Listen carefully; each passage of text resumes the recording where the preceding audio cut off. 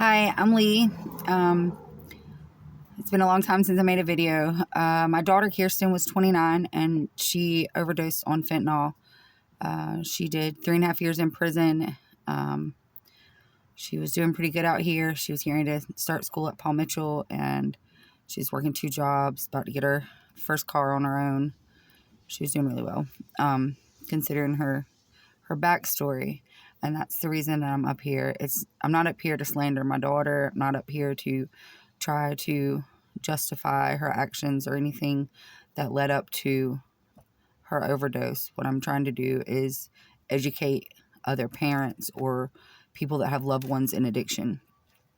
So my sister sent me a TikTok talking about trauma and how the actual addiction is not the killer, that it's the trauma that causes the addiction. And I concur. I believe that's what it is. I believe that the traumas and the hardships that we go through in life lead us to want to numb ourselves. I've had my own battles with addiction. My biggest addiction was alcoholism, and God took it away from me. I didn't even know why. The taste went away from me, and I'm blessed for that. And I started reading the Bible and praying real heavy about a year ago before my daughter got out, because I knew I needed to be completely sober from everything before she came home if I wanted her to have even the slightest chance of making it. It's a very difficult addiction. Opioids, heroin, fentanyl, alcohol, and anything, everything, sugar, food. There's good habits and bad habits. And okay, so the reason why I'm going to start posting videos is because she passed on November 17th. It is the 1st of December, so it's been about 2 weeks.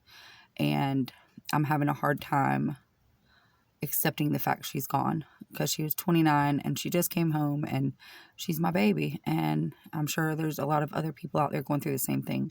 And I just want you to know you're not alone, and that it's devastating for a parent to lose a child or anybody you love. I have a friend of mine just died. She had 2 children. She was only 35 years old. Fentanyl as well. Another friend of mine, about 36 years old, fentanyl.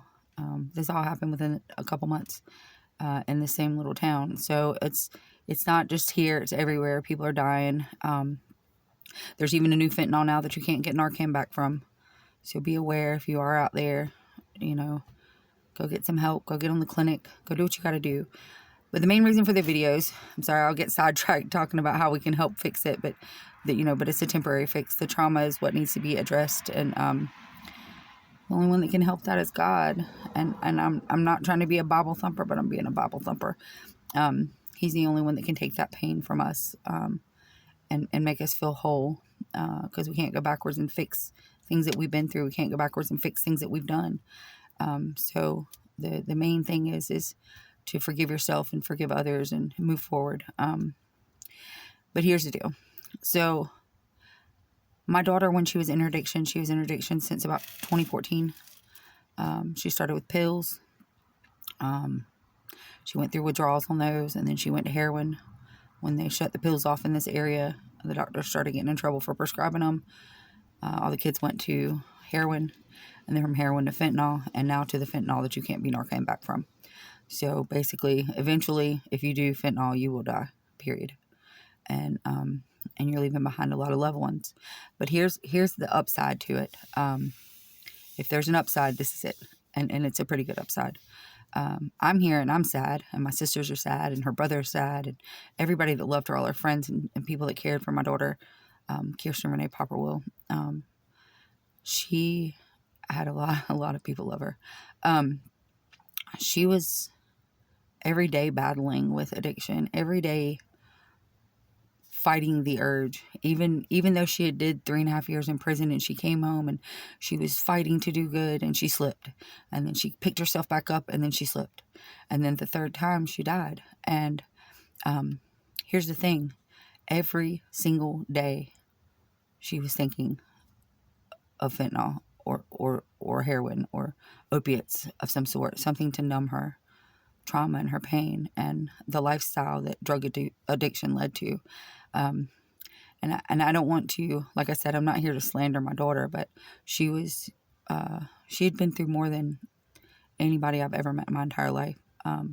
She'd been abused and robbed and beat and raped, and there's a lot of things that she was traumatized by, and all those things are in the drug world. And I know my daughter's not the only one. This is how human trafficking begins. This is how women, girls, boys are put into drug addiction, is from their trauma. And it's a cycle, and it's very difficult to break, and it's highly physically and mentally addictive. And I just want you to know that if you've lost a loved one, the bright side is not one single day will they have to fight through that addiction or those urges. Not one more day will they have to think about all the trauma that they've been through and the abuse and the chasing the drugs and things of that nature. I just want you to know that they are at peace, and they are in full love and in heaven with God, and no more will they have to struggle and fight through their addiction.